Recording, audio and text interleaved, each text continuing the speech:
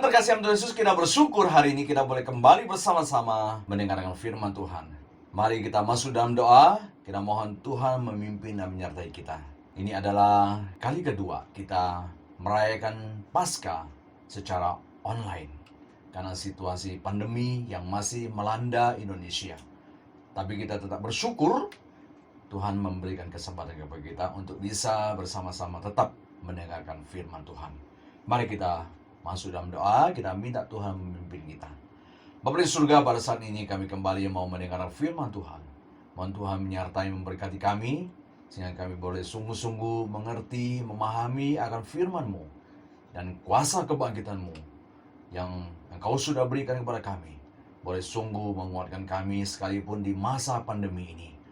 Mohon Tuhan berkati dan sertai kami Bapa.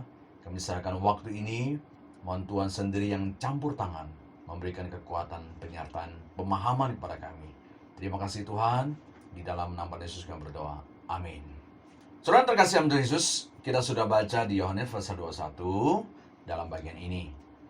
Dan saya juga ingin mengajak saudara melihat kembali secara ingatan ya, di Lukas pasal 5, ayat 1-11. Itu adalah kisah ketika murid-murid Tuhan Yesus, sebelum mereka mengikut Yesus, mereka menjala ikan. Di dalam kisah Yohanes 21 ini juga sama, mereka juga menjala ikan. Maka saya tanya kepada saudara, apa yang sama antara Yohanes 21 ini dan kisah panggilan pertama Petrus dan murid-muridnya di perikop yang dikenal penjala ikan menjadi penjala manusia dalam Lukas pasal 5 ayat 1-11 itu. Saudara, apa yang sama? Yang sama adalah mereka sama-sama tidak mendapatkan ikan, sekalipun mereka sudah bekerja sepanjang malam. Saudara yang terkasih dalam Tuhan Yesus, di sini Yohanes ingin menjelaskan kepada kita bahwa saat kita menjadi pengikut Kristus, realitas kehidupan tidak berubah, lebih lancar, lebih baik. Kita lihat, sebelum murid-murid Tuhan Yesus menjadi pengikut Yesus, mereka juga susah sekali mendapatkan ikan yang Lukas. Dan setelah mereka menjadi pengikut Yesus, yaitu di dalam Yohanes pasal 21, murid-murid Tuhan Yesus juga tidak mendapatkan ikan, sekalipun sudah bekerja keras. Berarti saudaraku, menjadi murid Kristus tidak menjamin realitas kehidupan akan lebih lancar, malahan bisa sama. Jadi ini yang harus kita pahami. Sebelum menjadi orang Kristen, usaha kita susah. Tapi bukan berarti setelah kita menjadi pengikut Kristus, usaha kita akan lancar. Demikian juga sama halnya, sebelum kita menjadi orang Kristen, kita sakit. Bukan berarti setelah kita menjadi orang Kristen, kita akan langsung sembuh. Atau sebelum menjadi orang Kristen kita sehat. Bukan berarti setelah menjadi orang Kristen, kita akan sehat terus dan tidak akan sakit. Jadi mengikut Yesus tidak menjamin realitas kehidupan kita akan lebih baik. Maka kita lihat, Lukas pasal 5 menggambarkan mereka juga susah dapat ikan. Saat itu mereka belum kenal Tuhan Yesus, belum menjadi pengikut Yesus. Dan Yohanes pasal 21, mereka juga susah dapat ikan. Sekalipun mereka sudah menjadi pengikut Yesus, Yesus sudah mati, bahkan sudah bangkit. Maka ini berarti kuasa kebangkitan Kristus tidak merubah realitas kehidupan kita menjadi lebih lancar. Tapi kuasa kebangkitan Kristus memberikan kekuatan dan harapan dalam menghadapi realitas kehidupan yang tidak lancar ini. Jadi mungkin sebagai orang Kristen, kita akan tetap sakit. Tapi kuasa kebangkitan Kristus yang sudah mengalahkan maut dan ketakutan akan memberikan kekuatan kepada kita untuk menghadapi penyakit apapun yang kita alami. Karena kita tahu Tuhan bisa memakai penyakit untuk kebaikan kita dan kemuliaan namanya. Setelah kita mengikut Yesus, kita akan tetap sulit ekonomi.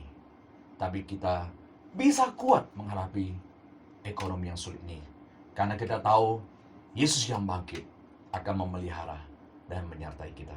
Karena memang Kristus bangkit bukan merubah realitas dunia menjadi lebih baik, tapi merubah kehidupan kita menjadi lebih bermakna di tengah realitas hidup yang tidak berubah ini.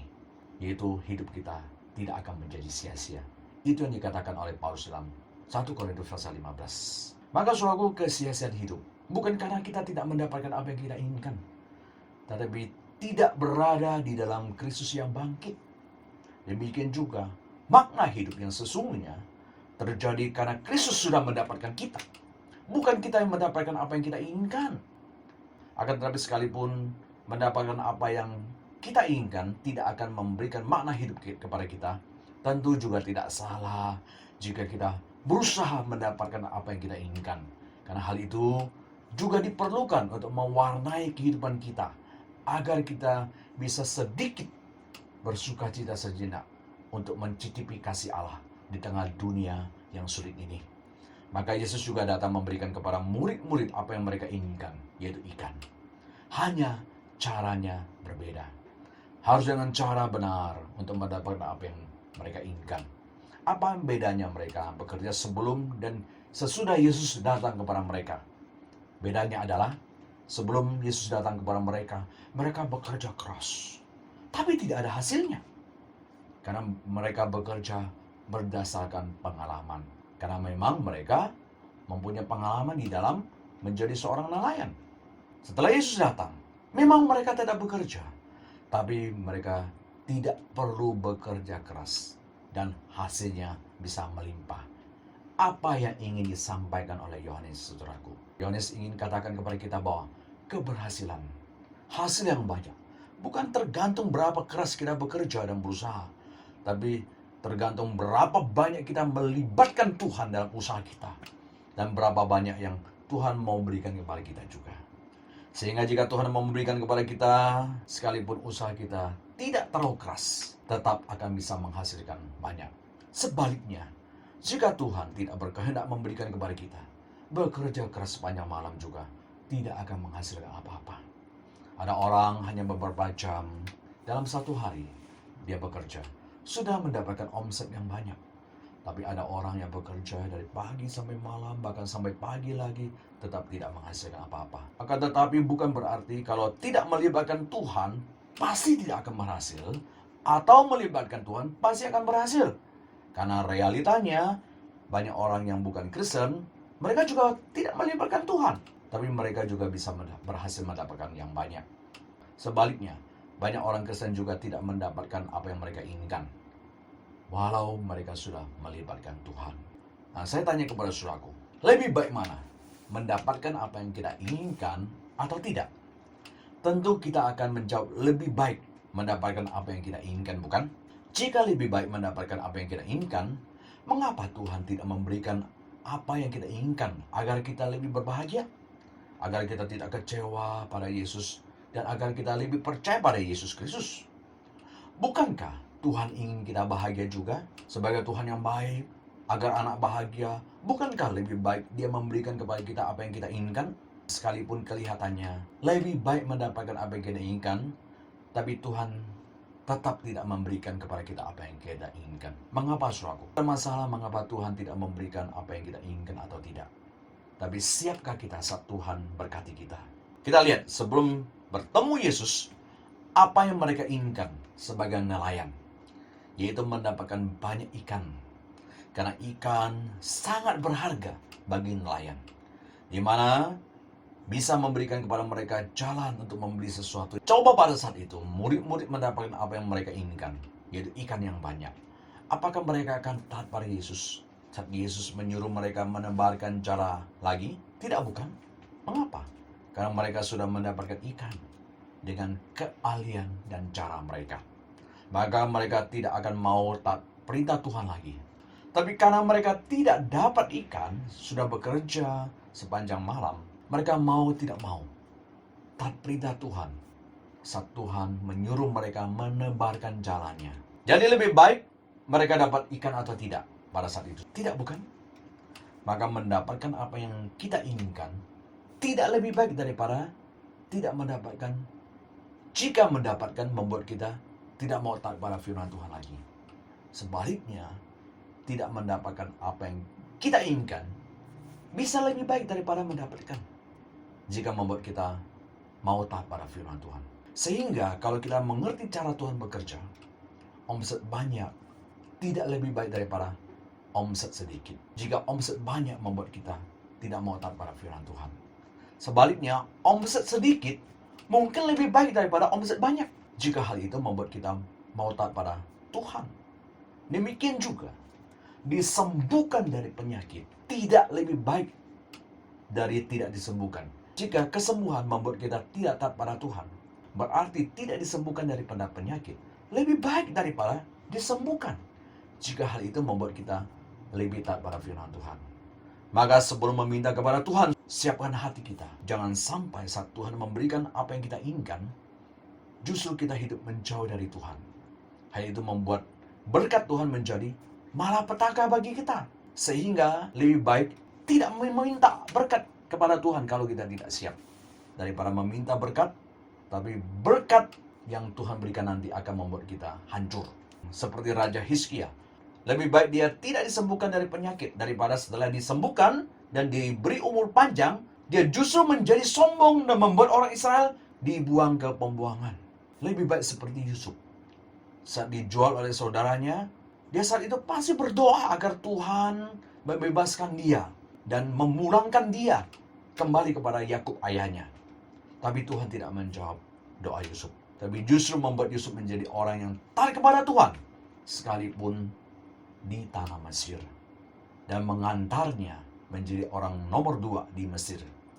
Jadi bukan masalah mengapa Tuhan tidak memberikan apa yang kita inginkan atau tidak. Tapi siapkah kita saat Tuhan berkati kita? Kalau tidak siap, lebih baik jangan meminta berkat. Jika berkat tersebut akan membuat kita hidup tidak taat lagi pada Tuhan. Mengapa Tuhan mengizinkan kita tidak mendapatkan hasil saat bekerja? Saudaraku, apa yang sama antara Lukas pasal 5 dan Yohanes pasal 21? Yaitu sama-sama sebelum bertemu Yesus, mereka tidak dapat ikan. Dan sama-sama setelah bertemu Yesus, mereka dapat ikan. Betul tidak? Lalu mengapa sekalipun mereka sudah ikut Yesus, dan Yesus sudah bangkit di Yohanes 21, mereka tetap alami pengalaman yang sama seperti yang terjadi di Lukas. Itu tetap tidak dapat ikan, sekalipun sudah bekerja sepanjang malam. Kalau di Lukas, kita mungkin masih maklum, di mana saat itu, di Lukas pasal 5 itu, mereka belum bertemu Yesus. Jadi tidak heran, tidak bisa dapat ikan banyak, karena mereka belum menjadi murid Yesus. Jadi saat bertemu Yesus, mereka dapat ikan. Jadi kita masih bisa berkata, kalau kita hanya pakai Lukas pasal 5 ya, saudara, bertemu Yesus akan membuat hidup kita berhasil. Lihatlah murid-murid sebelum bertemu Yesus, mereka tidak dapat ikan. Setelah bertemu Yesus, mereka langsung dapat ikan banyak. Maka, ikutlah Yesus agar kalian bisa berhasil. Itu khotbah yang bisa dikhotbahkan supaya orang bisa tertarik pada Tuhan Yesus, bahwa ikut Yesus pasti akan berhasil. Lihatlah murid-murid sebelum ikut Yesus, mereka tidak dapat ikan. Setelah ikut Yesus, setelah bertemu Yesus, mereka dapat ikan. Itu khotbah yang biasa dikhotbahkan orang-orang yang memberitakan firman Tuhan hanya sebagian saja. Akan tetapi dalam Yohanes pasal 21, justru memberitahu kita bahwa murid-murid yang sudah ikut Yesus, bahkan sudah meninggalkan segalanya, saat mereka bekerja, mereka juga tidak dapat ikan. Jadi apa artinya ikut Yesus kalau hidup tidak ada bedanya? Bukankah harusnya sesudah ikut Yesus, apalagi sudah meninggalkan segalanya, mereka saat mencari ikan setelah Yesus bangkit, harusnya lebih mudah, bukan? Harusnya Tuhan lebih memberkati mereka dong. Tapi realitanya tidak ada bedanya dengan sebelum mereka ikut Yesus, di mana mereka tidak dapat ikan. Berarti yang ingin disampaikan oleh Yohanes adalah mengikut Yesus tidak membuat hidup kita berbeda dengan sebelum ikut Yesus. Kalaupun kita sudah ikut Yesus, kita tetap bisa sakit, sama seperti orang yang tidak ikut Yesus. Lalu mengapa Yesus tidak memberkati murid-muridnya yang sudah ikut Yesus itu? Bahkan Yesus sudah bangkit. Karena Tuhan ingin, sekalipun mereka sudah ikut Yesus, Tuhan tetap ingin mereka melibatkan Yesus dengan tujuan agar mereka lebih menghargai Yesus lebih daripada ikan, lebih daripada berkat setelah mereka mendapatkan berkat ikan. Coba lihat, aneh bukan? Saat mereka mendapatkan ikan, seharusnya mereka menjual ikan tersebut, lalu membeli barang mewah yang mereka inginkan. Berbeda dengan yang sering kita lakukan. Setelah mendapatkan ikan yang banyak, justru murid-murid Yesus meninggalkan ikan mereka yang banyak mereka dapat itu. Pergi ikut Yesus. Mengapa? Mereka melihat Yesus lebih berharga daripada ikan yang mereka dapatkan. Mengapa mereka bisa melihat Yesus lebih berharga daripada ikan yang mereka dapatkan? Karena hasil ikan tersebut didapat setelah mereka melibatkan Yesus dalam pekerjaan mereka. Mereka tahu sumber berkat yang mereka terima adalah dari Tuhan. Coba kalau mereka dapat ikan sebanyak itu sebelum mereka bertemu Yesus. Apakah mereka akan melihat Yesus lebih berharga? Tidak, bukan. Mereka akan lihat ikan ini lebih berharga daripada segalanya. Dan lebih menghargai ikan ini.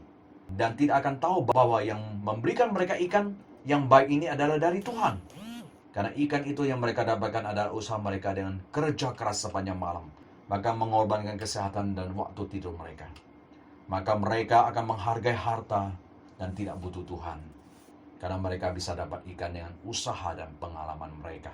Tapi karena mereka tidak dapat ikan, setelah bekerja sepanjang malam, dan baru dapat ikan setelah bertemu Yesus, maka mereka baru sadar, Yesus adalah sumber daripada ikan yang banyak ini, yang selama ini mereka dapatkan juga.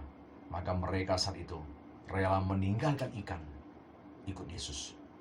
Maka hasil usaha yang didapatkan dengan melibatkan Tuhan akan membuat kita tetap cinta Tuhan daripada cinta harta. Akan membuat kita lebih cinta sang pemberi daripada pemberian itu sendiri. Jika kita lebih cinta pemberian Tuhan daripada sang pemberi yaitu Tuhan, maka kita berada dalam bahaya. Berkat yang Tuhan berikan kepada kita akhirnya akan menjadi kutuk, malapetaka, membuat kita jauh dari Tuhan. Dan akhirnya kita dihukum karena kita sudah jauh karena berkat itu. Mengapa Tuhan tidak ingin kita lebih mencintai harta? Karena harta itu hanya sementara, saudaraku. Harta itu tidak kekal. Jadi jika kita menjadi lebih cinta pada harta daripada Tuhan, hidup kita yang berharga dan sudah ditebus ini akan menjadi sia-sia. Ada seorang ibu yang pengen banget dapat anak. Karena sudah 5 tahun menikah, belum punya anak. Dia berdoa agar Tuhan memberikan anak kepadanya. Dia rajin pelayanan, jadi WL, singer, dan majelis. Dia berharap dengan rajin melayani Tuhan, dia bisa dapat anak. Ternyata benar, saudaraku. Setelah sekian lama, di tahun pernikahan yang ke-7, dia mendapatkan hadiah dari Tuhan, yaitu anak. Wah, dia senang dan bersaksi bagaimana Tuhan menolong dia, memimpinnya, dan mendengarkan doanya. Akhirnya anak ini lahir. Setelah anak ini lahir, apa yang terjadi? Dia meninggalkan semua pelayanan. Dia bahkan tidak mau ke gereja. Dia jaga anak itu dengan kasih sayang. Saat ditanya, mengapa kamu tidak ke gereja lagi? Jawabnya, repot. Mau urus anak, dia masih kecil. Takutlah nanti anak saya sakit kalau gereja. Kan di sana banyak orang. Lama-lama akhirnya dia meninggalkan Tuhan. Saya tanya saudara, apakah berkat Tuhan yang Tuhan berikan kepada dia baik atau tidak? Tidak, bukan. Berkat itu sudah membuat dia lebih menghargai pemberian Tuhan, yaitu anaknya, daripada Tuhan, sang pemberi. Sampai satu ketika, anak tersebut sakit keras. Ternyata jantungnya bocor saat lahir. Dokter berkata bahwa anak ini sulit sekali untuk bisa hidup lebih lama lagi. Ibu itu baru kembali kepada Tuhan. Rajin melayani dan rajin ke gereja. Sambil berharap agar anaknya bisa hidup dan selamat. Ternyata anak itu memang sulit hidup karena jantungnya bocor semakin parah. Akhirnya meninggal. Saudaraku, inilah manusia. Saat kita tidak memiliki, kita rajin melayani Tuhan. Lalu saat Tuhan memberikan kepada kita apa yang kita inginkan, kita bisa berubah menjadi tidak mau lagi taat kepada Tuhan. Karena saat itu kita lebih menghargai dan sayang pada berkat Tuhan. Bukan kepada Tuhan yang memberikan berkat. Padahal harusnya saat kita mendapat apa yang kita mau, saat mendapatkan berkat, kesehatan dan sebagainya, kita harusnya lebih sayang pada Tuhan yang adalah sang pemberi berkat, bukan? Kita harusnya lebih sayang kepada Tuhan yang adalah pemberi berkat. Bukan kita lebih sayang pada berkat harta itu. Harusnya kita semakin merasa butuh kepada Tuhan, sang pemberi berkat, bukan semakin butuh kepada berkat yang Tuhan sudah berikan.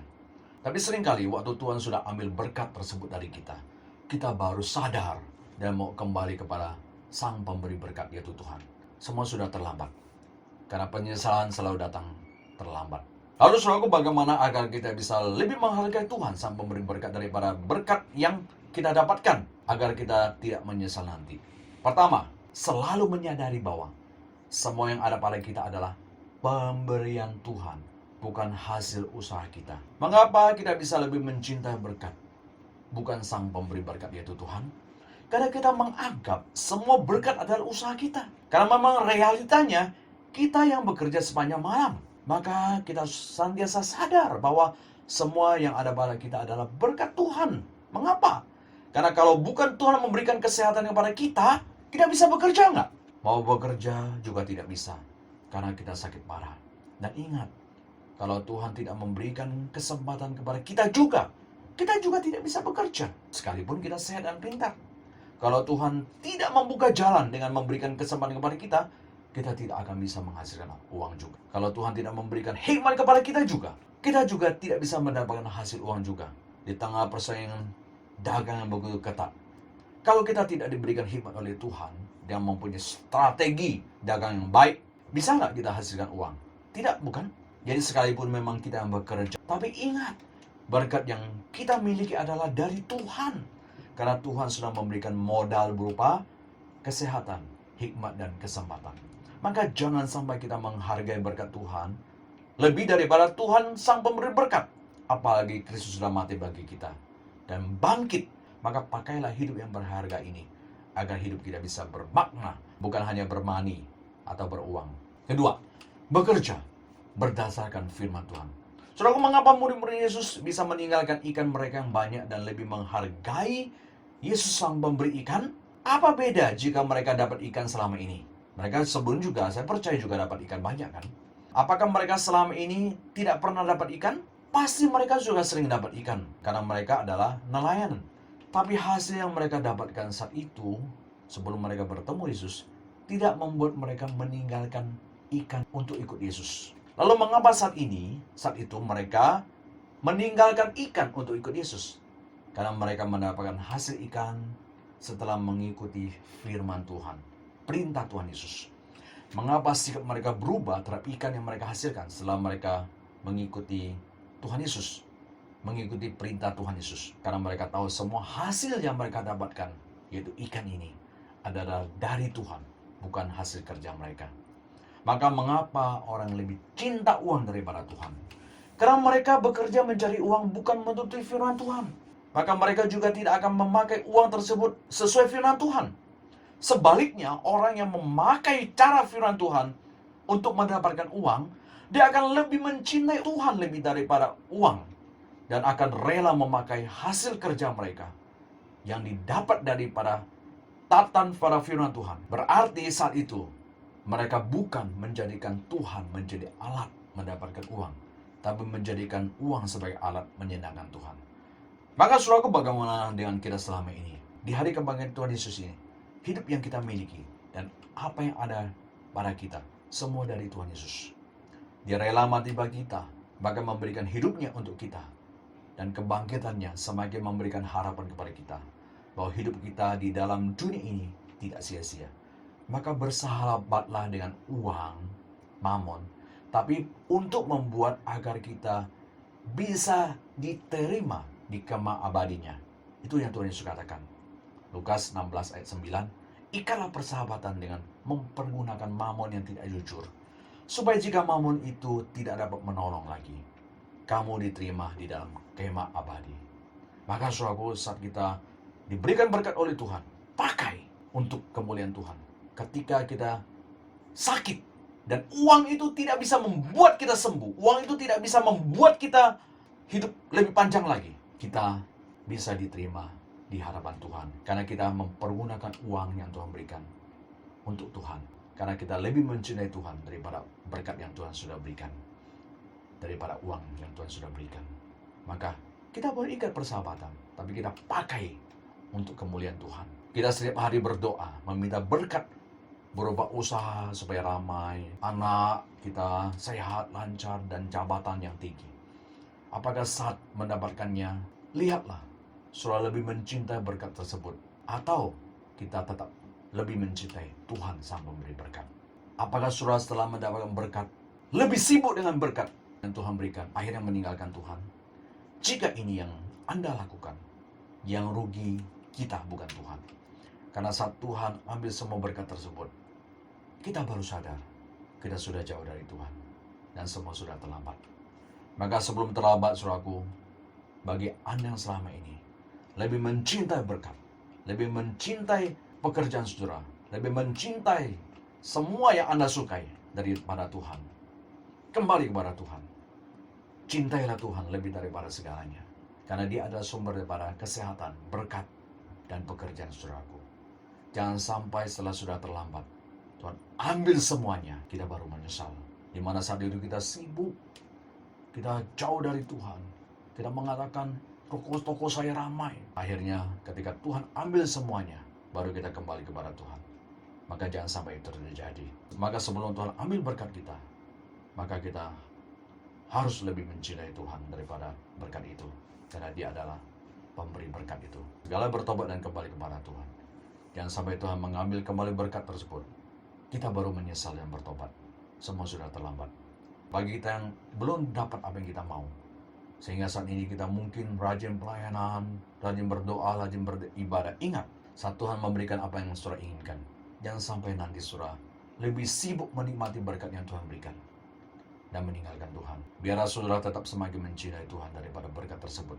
Seperti murid-murid Yesus, ketika dapat berkat, mereka meninggalkan semua hasil ikan itu, ikut Yesus, dan setia melayani Tuhan yang adalah pemberi berkat. Karena Yesus adalah sumber daripada semua kesehatan dan berkat Tuhan. Ada saat ini mungkin ada di antara saudara yang sedang kecewa pada Tuhan dan bertanya, mengapa Tuhan belum memberikan kepada saya apa yang saya inginkan? Percayalah Tuhan tahu yang terbaik itu saudara. Mungkin saat ini saudara belum siap menerima berkat yang saudara inginkan. Maka Tuhan belum memberikan kepada saudara apa yang saudara inginkan.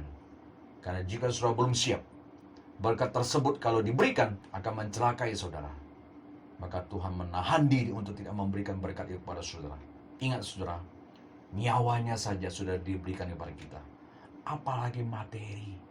Jika memang itu baik untuk kita, Tuhan pasti akan berikan. Maka percayalah Tuhan tahu lebih yang kita butuhkan daripada kita. Maka tetap kuat dan teguh. Apapun yang Anda alami, Anda mungkin lagi gagal, lagi sakit, lagi berduka, lagi bersedih, tetap kuat. Tuhan tahu yang terbaik untuk saudara. Maka tetap beriman kepada Yesus yang sudah mati dan bangkit. Selamat Hari Paskah. Tuhan memberkati. Amin. Mari kita berdoa. Pada surga sana kami datang kepada Tuhan. Kami selama ini hanya berfokus mencari akan materi. Kami seringkali lebih mencintai, mencari akan harta, mencari materi. Karena kami anggap bisa memberikan kami segalanya. Tapi realitanya, ketika hidup kami sudah di ujung tanduk, kami baru tahu uang itu tidak bisa memberikan nyawa kepada kami, tidak bisa menolong kami lagi. Tuhan tolonglah kami untuk bisa mengelola hidup yang bermakna dan kaya ini dengan baik. Sehingga melalui apa yang kami alami, melalui hidup yang Tuhan sudah berikan kepada kami bisa menjadi lebih bermakna, bukan hanya bermani saja. Terima kasih Tuhan, berkati dan sertai jemaat kami yang sedang mendengar. Mungkin mereka sedang bergumul dengan penyakit, kegagalan, kesulitan di masa pandemi ini. Biarlah Tuhan memberikan kekuatan kepada mereka. Karena kami percaya dan tahu bahwa Tuhan yang berkuasa, yang sudah bangkit, tidak sulit untuk menyembuhkan mereka. Tidak sulit untuk memberikan keberhasilan kepada mereka. Tapi jika Tuhan mengizinkan semua terjadi, kami percaya Tuhan sedang akan memakai semuanya untuk kemuliaan Tuhan. Berikan kekuatan kepada mereka, sehingga hidup mereka lebih bermakna dan semakin bermakna melalui kebangkitan Kristus. Terima kasih Tuhan, di dalam nama Yesus kami berdoa. Amin.